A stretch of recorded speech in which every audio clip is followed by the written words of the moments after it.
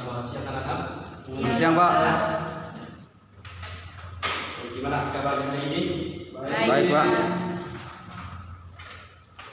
Jadi ada yang belum makan siang? Sudah, Pak. Ada yang selamat?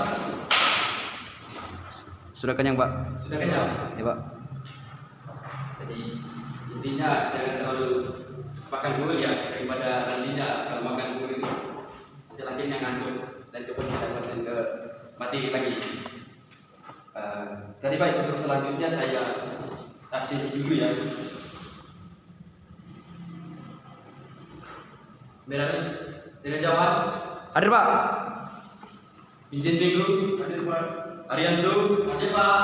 Itu Sony. Hadir Pak. Juliana. Hadir Pak. Lucia. Baik. Ada yang belum dipanggil? Sudah Pak. Sudah, Pak. Ya. Semangat ya. Ya Pak. Tapi saya lihat Vincent ini kayaknya masih lapar ya. Oke. Jadi baik, untuk selanjutnya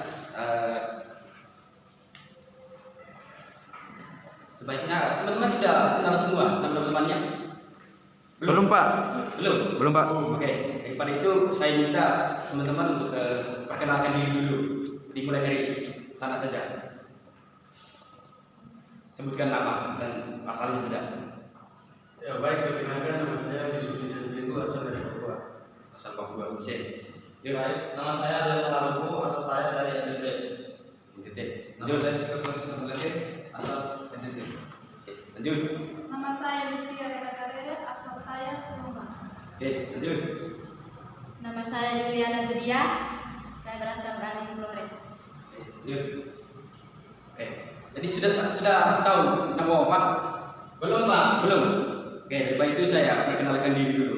Jadi nama saya Agus saya kenal, saya berasal dari Flores Manggarai. Jadi status saya masih jomblo. Tahu? Ya. Jadi untuk selanjutnya kita masuk ke materi. Ada yang sudah tahu materi hari ini? Belum, Pak. Pak. Belum ya. Jadi untuk materi hari ini terkait dengan perubahan sosial dan dampaknya bagi kehidupan masyarakat.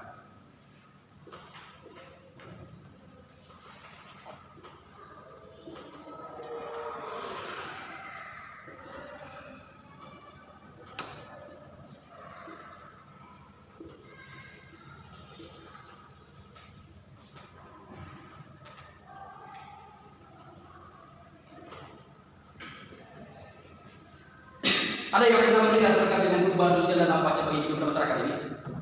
Ada, Pak. Ada. Ada, Pak. Jadi mungkin ada yang tahu terkait dengan perubahan sosial itu seperti apa? Silakan. Saya, Pak.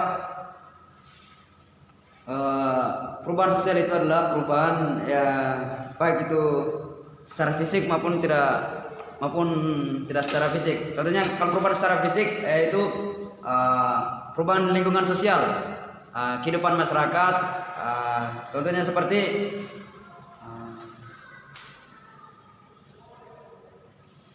Sudah. Sudah, Pak. Oke, kita close dulu untuk teman-teman kita. Ada yang lain lagi? Silakan. Jadi perubahan sosial itu merupakan suatu perubahan yang terjadi dalam suatu kehidupan masyarakat. Contohnya adalah perubahan karakter, perubahan perilaku, dan juga perubahan yang lain-lain seperti semacam perubahan dalam hal berbicara. Misalkan kita ambil contoh saja dalam masa pandemi COVID-19 saat ini, banyak perubahan-perubahan yang terjadi dalam masyarakat. Misalkan perubahan karakter, perubahan dalam hal interaksi antara satu sama yang lain, seperti itu. Oke, jadi baik, tepuk tangan untuk teman-teman. Jadi pada intinya bahwa perubahan sosial itu perubahan kehidupan masyarakat yang berlangsung terus-menerus. Jadi dan tidak pernah berhenti. Karena tidak ada satu masyarakat yang berhenti pada satu titik tentu sepanjang masa, dalam artian bahwa kehidupan dari awal manusia itu tidak pernah berhenti, yang namanya satu bentuk pergerakan, satu bentuk perubahan. Contohnya, jadi saya mengambil sebuah contoh, satu bentuk pergerakan kehidupan manusia. Jadi seketika saat ini saya berdiri di sini dan kemudian di lain waktu saya akan berdiri di tempat yang lain. Apakah itu yang dinamakan suatu bentuk perubahan? Ya Pak. Ya, itu mana? Jadi itu adalah suatu bentuk perubahan manusia, baik berupa fisik dan kemudian pola pikirnya. Itulah yang menjadi satu bentuk perubahan. Nah kemudian tidak hanya itu, ada beberapa tokoh yang berbicarakan terkait dengan perubahan sosial. Yang pertama itu Kingsley Davis. Saya minta satu teman untuk membacakan terkait dengan teori yang dibicarakan oleh beberapa tokoh ini. Baca satu saja dulu yang pertama. Pengertian perubahan sosial menurut Kingsley Davis. Ya. Perubahan sosial adalah perubahan yang terjadi dalam struktur dan fungsi masyarakat, seperti timbulnya pengorganisasian buruh dalam masyarakat kapitalis, menyebabkan perubahan-perubahan dalam hubungan antara buruh dan majikan, yang kemudian menyebabkan perubahan-perubahan dalam organisasi politik.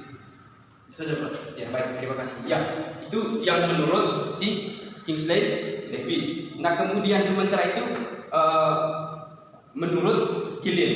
Saya minta satu orang untuk membaca terkait dengan teori yang disampaikan oleh Pak.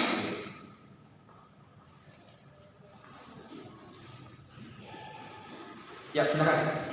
Baik, saya akan lanjutkan.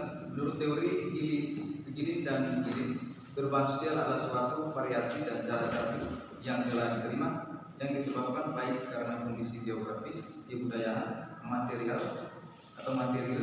komposisi penduduk, ideologi, maupun karena adanya difusi maupun penemuan-penemuan baru dalam masyarakat tersebut.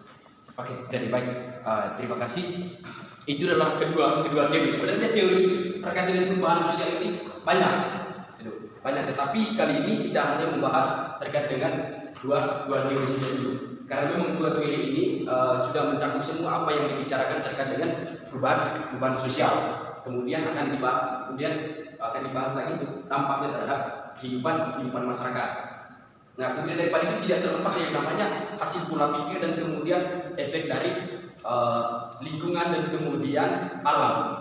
Itulah yang membuat terjadinya suatu bentuk perubahan sosial yang terjadi pada masyarakat.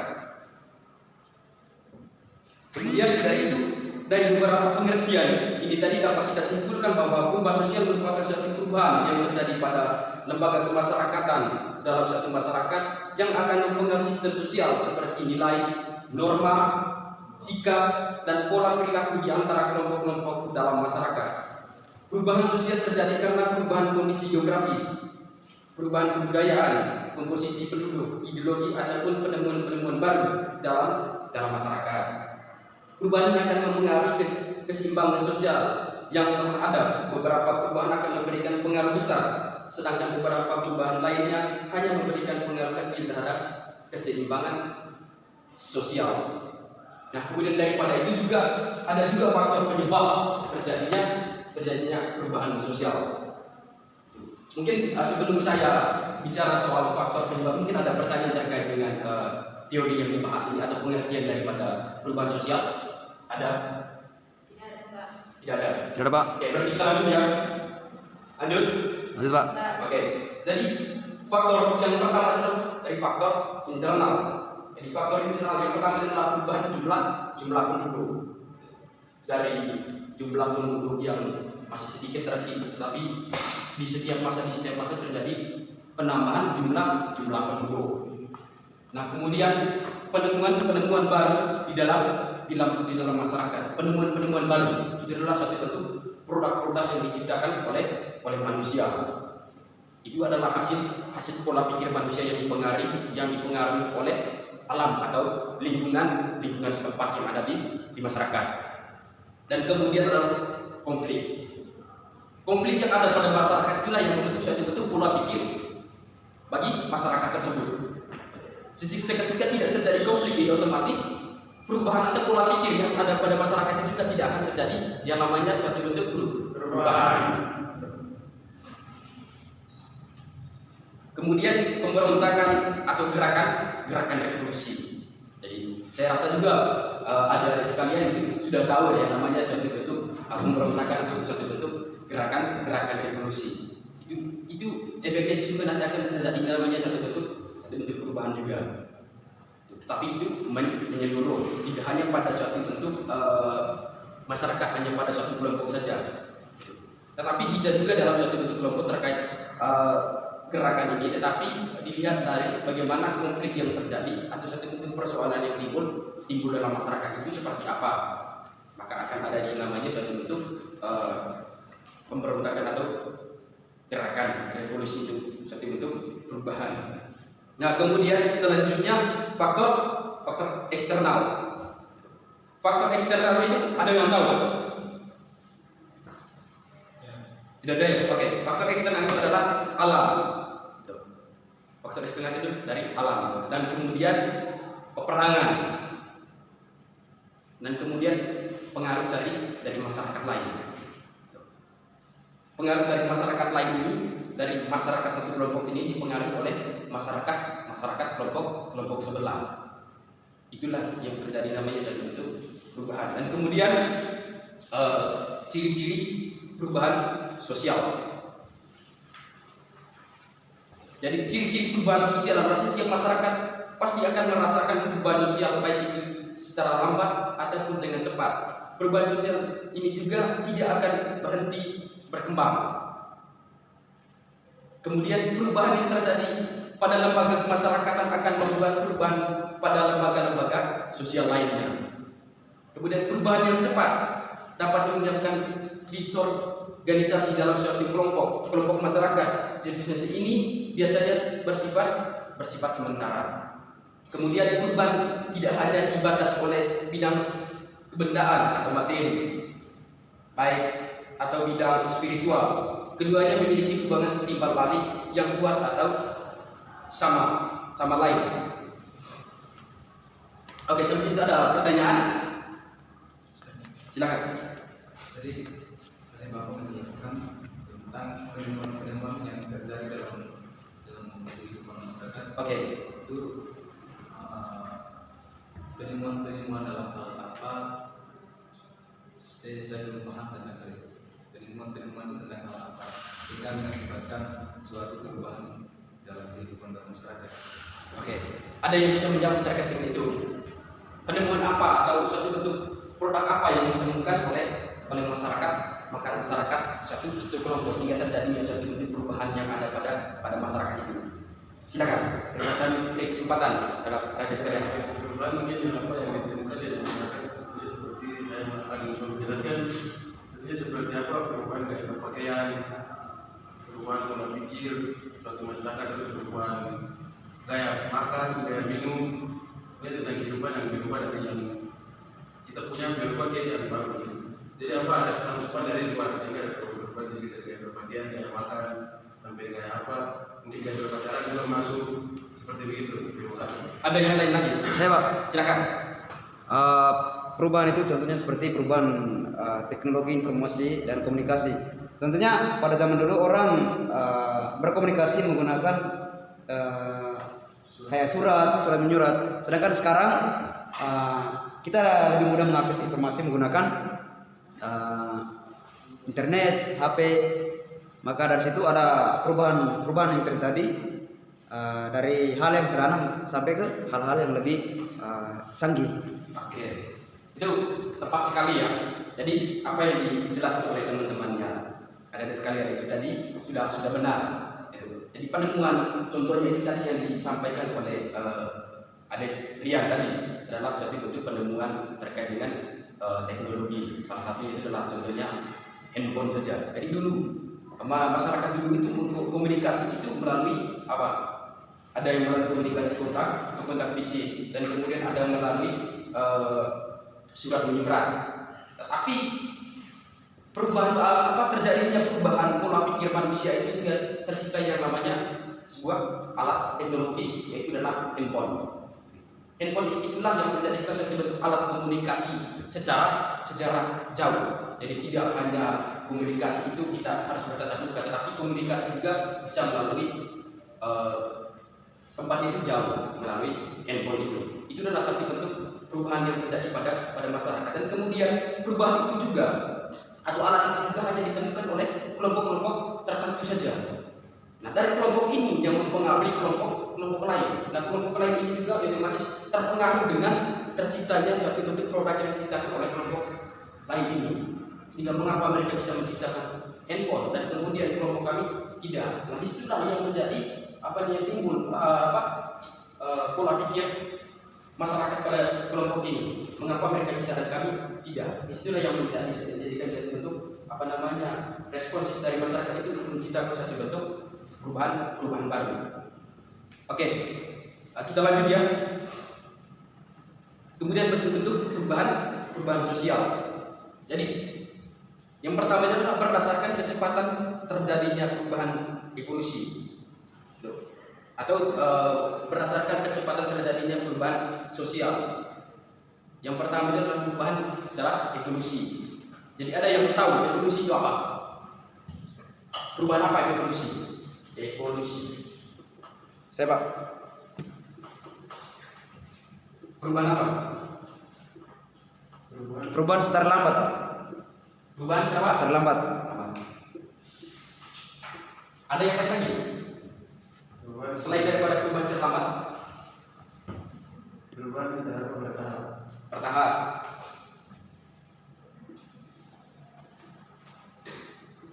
Ada yang lain lagi? Oke. Jadi itulah yang kita bicarakan soal perubahan secara evolusi dan perubahan secara lambat atau secara bertahap. Dia tidak hanya langsung saja kemudian dipengaruhi oleh alam atau lingkungan juga. Tidak hanya satu bentuk perubahan itu saja langsung. Contohnya jadi seperti yang dibicarakan tadi itu dari handphone. Jadi tidak hanya kita menciptakan satu bentuk handphone saja, tetapi tujuan daripada handphone itu tidak tahu. Mestinya kita harus mengetahui tujuan dari menciptakan satu bentuk perubahan dalam masyarakat itu, tujuannya itu untuk apa. Tapi dasar dari kehidupan manusia ini berawal dari evolusi ini juga. Jadi adanya evolusi ini juga yang mempengaruhi hasil ataupun pola pikir dari manusia itu sendiri. Perubahan ini dari tahun ke tahun atau dari masa ke masa itu ada yang namanya terjadi perubahan. Baik dari jumlah penduduk dan kemudian dari jumlah penduduk itu akan menimbulkan suatu bentuk hasil pola pikir baru yang ada pada masyarakat. Kemudian yang kedua adalah perubahan revolusi. Ada yang tahu terkait dengan perubahan secara revolusinya? Apa?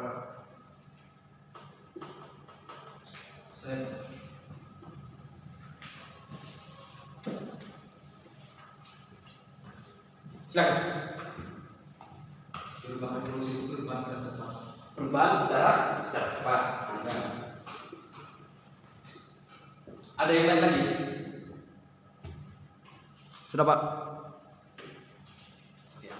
Jadi benar ya yang disampaikan oleh teman-teman itu adalah perubahan secara cepat, dapat direncanakan atau tanpa direncanakan sebelumnya. Itu yang dinamakan suatu bentuk perubahan secara cepat.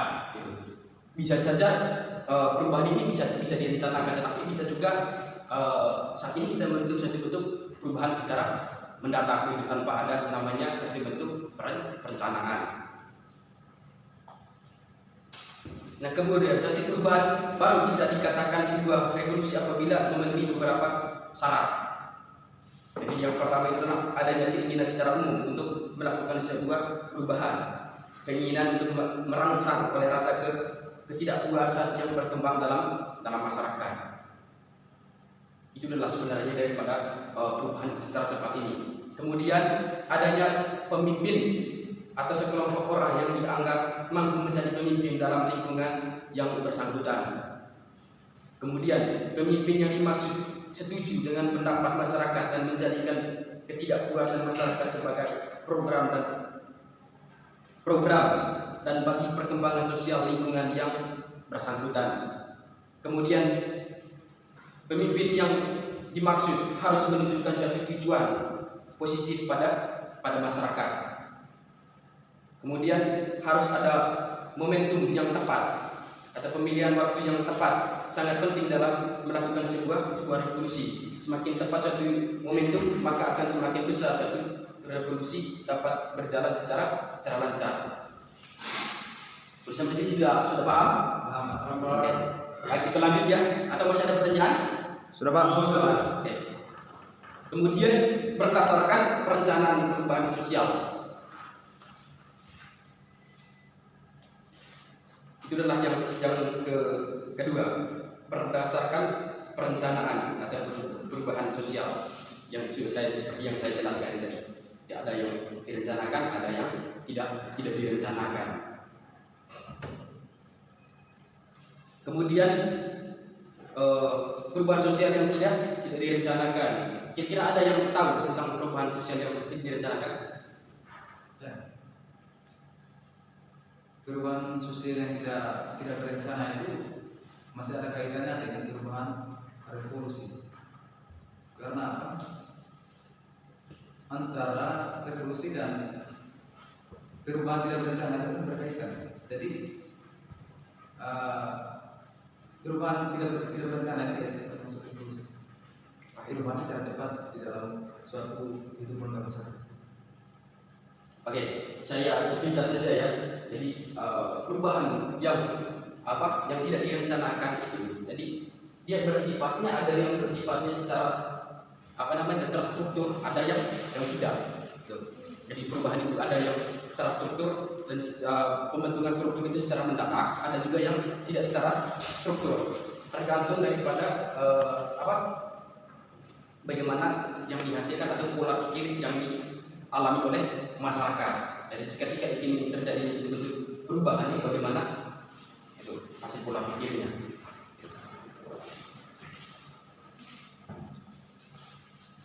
Kemudian berdasarkan pengaruhnya, ada yang tahu pengaruh dari perubahan itu?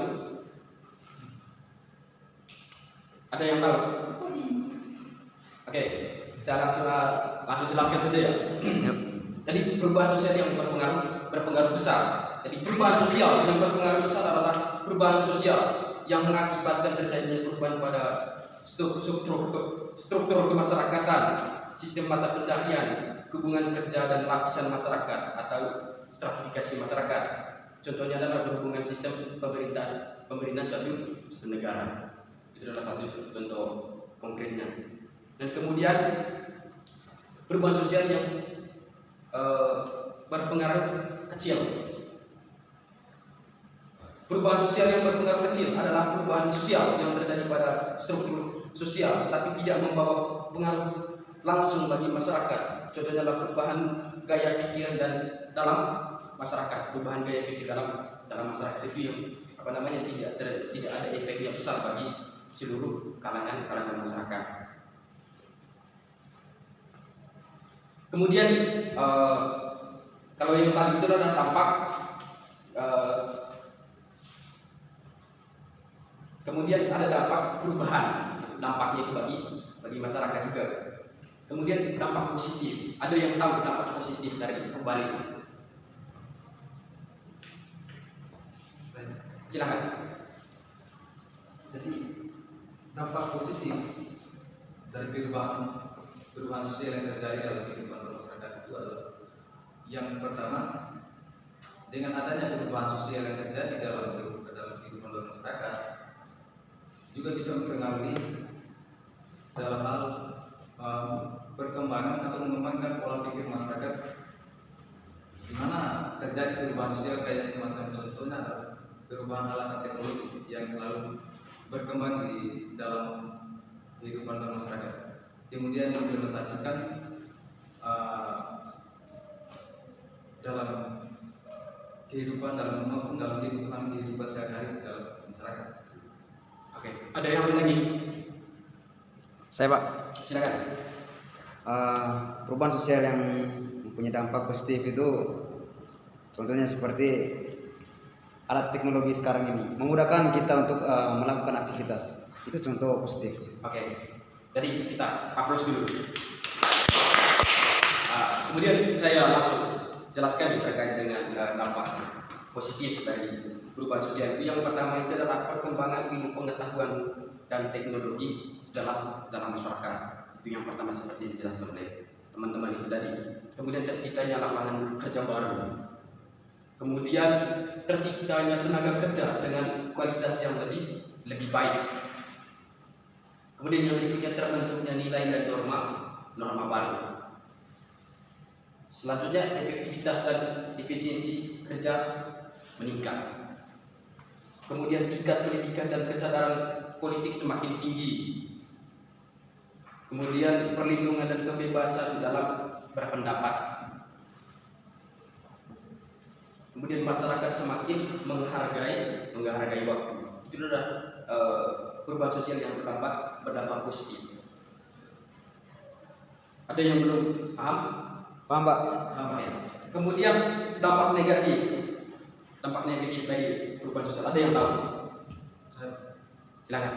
Dampak negatif dalam perubahan masyarakat itu yang pertama adalah dengan berkembangnya alat teknologi yang semakin canggih di zaman sekarang, kebanyakan masyarakat memanfaatkan alat teknologi itu ke hal-hal yang negatif seperti handphone. Contoh handphone ini kebanyakan masyarakat, terutama anak-anak muda atau anak dewasa sekarang, manfaatkan handphone itu ke hal-hal yang negatif seperti menonton kayak porno seperti itu. Iya. Itu salah satu dampak negatif. Oke, ada yang lain lagi? Sudah, Pak? Sudah. Oke. Bapak langsung jelaskan saja ya. Jadi yang pertama itu terjadinya kesenjangan sosial atau perbedaan kepentingan dalam masyarakat yang akan menimbulkan perpecahan. Itu adalah efeknya atau dampak negatif. Kemudian yang kedua itu terjadinya ketentangan dan pergolakan di daerah yang bersangkutan. Kemudian yang ketiga, muncul permasalahan sosial baru karena perubahan nilai, norma, dan kondisi kebudayaan baru. Seperti yang Bapak jelaskan tadi itu. Jadi kebudayaan perubahan pada kelompok ini bisa dipengaruhi oleh perubahan pada kelompok lain. Tergantung daripada bagaimana kondisi kehidupan pada masyarakat kelompok-kelompok itu. Dan kemudian memicu kerusakan lingkungan. Itu adalah salah satu dampak negatifnya.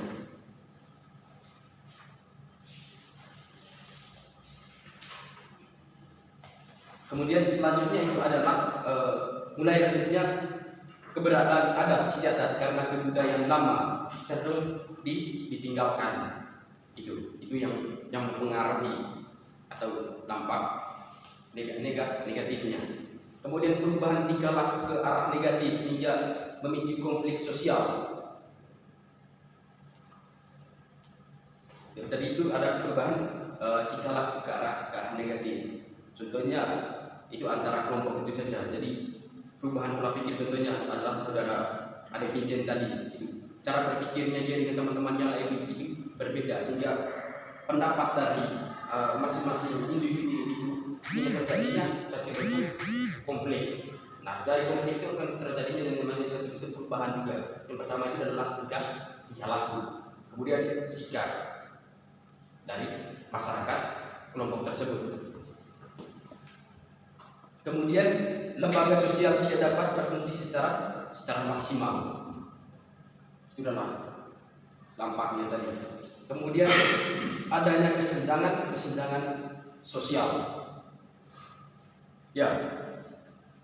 Kemudian budaya konsumtif semakin besar karena tingkat konsumsi akan menggambarkan status seseorang.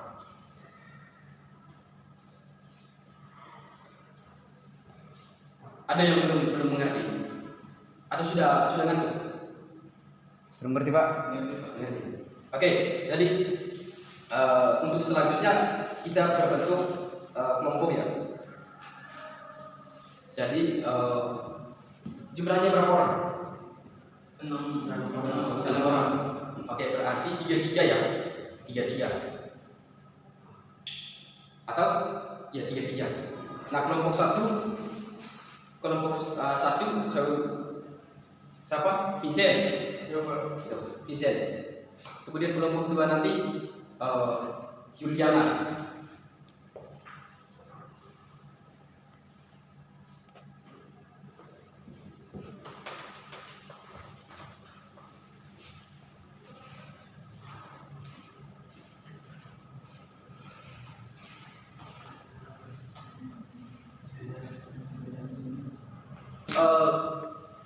berikan satu contoh ya, atau satu jawaban dari setiap kelompok ya. Kelompok satu tadi barangkali bisa ditulis pertanyaannya, faktor apa saja terjadinya perubahan sosial? Bukan salah satu faktor saja. Ayo. Selain daripada yang saya jelaskan atau yang lebih monoton yang teman-teman atau adik sekalian yang mengerti itu faktor apa tadi? Kemudian kelompok dua itu adalah dampak.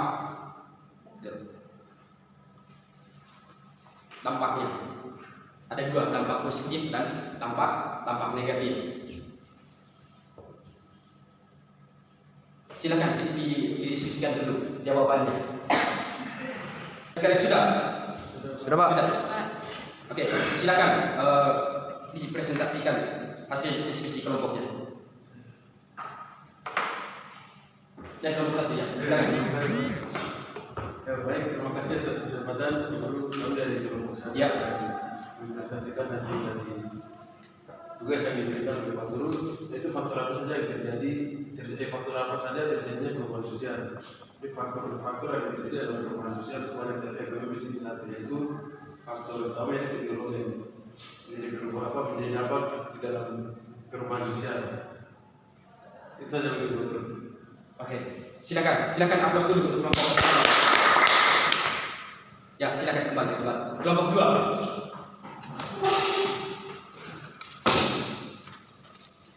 Bisa. Ya, silakan. Oke, baik, terima kasih.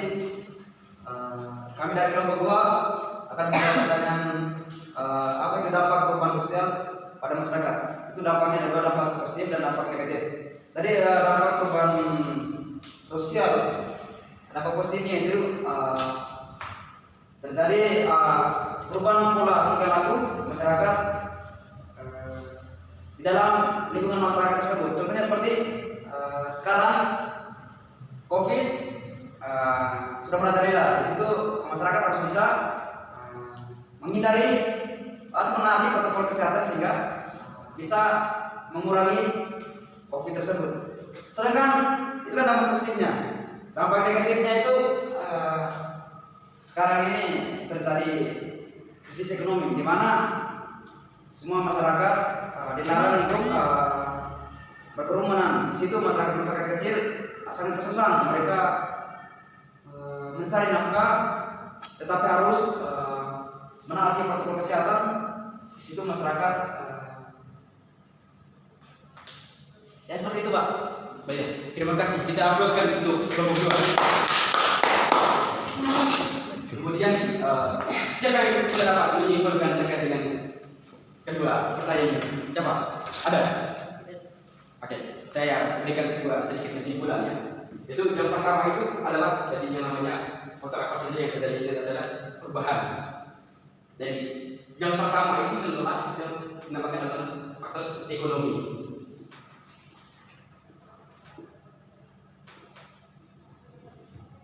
Siapa yang belum yakin karena terjadinya perubahan atau terjadinya perubahan itu dikarenakan ekonomi?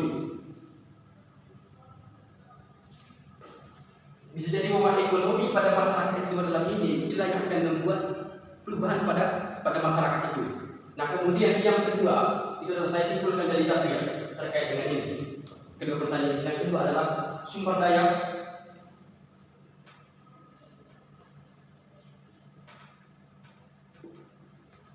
manusia.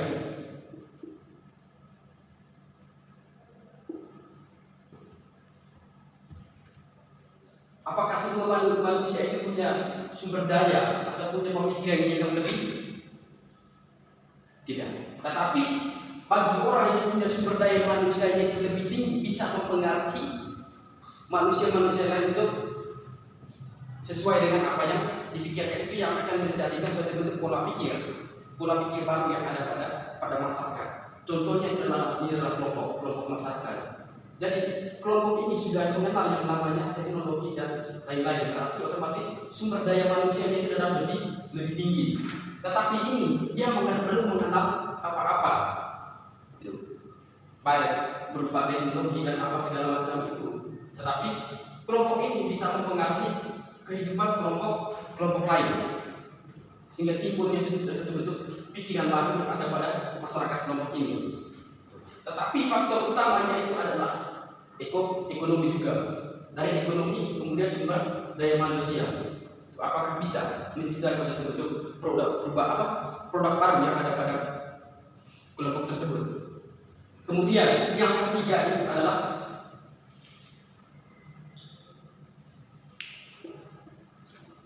alam atau lingkungan setempat.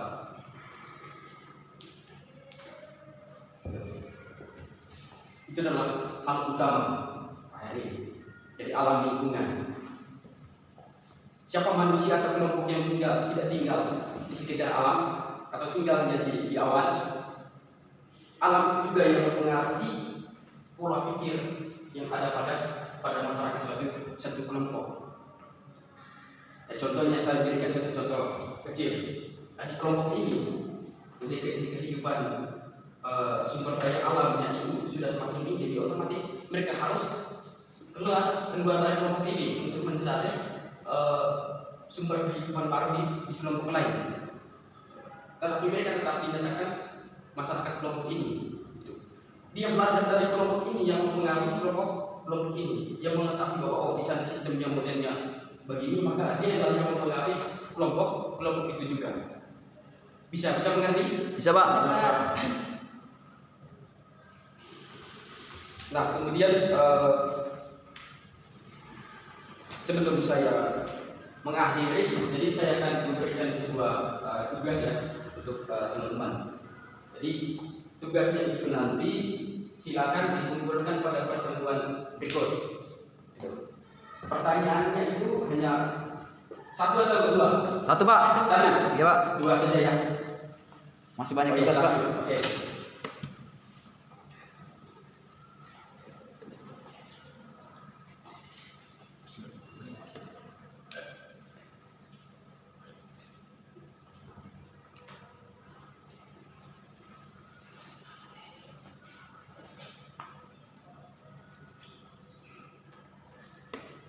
Gambar yang berkaitan dengan perubahan sosial pada masyarakat. Nanti minggu depan dipresentasikan ya. Ya, Pak. Oke. Kemudian sebelum saya mengakhiri, ada yang belum mengerti? Sudah, Pak. Sudah. Sudah, Pak. Oke. Jadi saya memberikan sebuah pesan ya teman-teman. Jadi janganlah patah semangat untuk belajar. Jadi pada intinya bahwa hasil itu proses itu tidak akan mengkhianati hasil. Jika teman-teman atau adik-adik sekalian itu menghargai bagaimana yang namanya proses untuk memanusiakan manusia, ya otomatis hasilnya juga nanti akan dapat. Itu adalah dasar daripada perubahan. Seketika hari ini teman-teman atau adik-adik sekalian itu jadi masih pengen rasa ingin tahu yang namanya bagaimana kehidupan di masa depan. Cobalah untuk belajar lebih giat lagi. Baik, Pak. Nah, kemudian daripada itu karena memang di awal tadi ada sedikit yang Bapak lupa ya. Yang pertama itu sebenarnya kita sebagai umat beriman itu diawali dengan doa di awal, tetapi di akhir ini kita mengucapkan terima kasih segala bentuk apa yang kita perjuangkan baik hari ini kemudian dari hari kemarin. Tapi patutlah kita puji syukur. Pada intinya jangan hanya berdoa saja, tetapi melainkan daripada bagaimana perjuangan dari adik-adik sekalian. Oke, mungkin hanya sampai di situ saja materi untuk hari ini. Maka daripada itu saya minta salah satu orang untuk memimpin kita dalam doa penutup. Silakan salah satunya.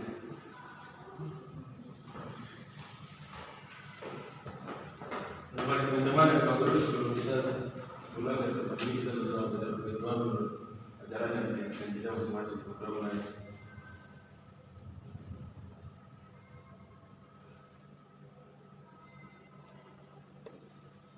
Berdua selesai. Terima kasih. Jadi untuk selanjutnya sampai di sini saja ya. Ya, Pak. Saya akhiri, selamat siang. Selamat siang, Pak.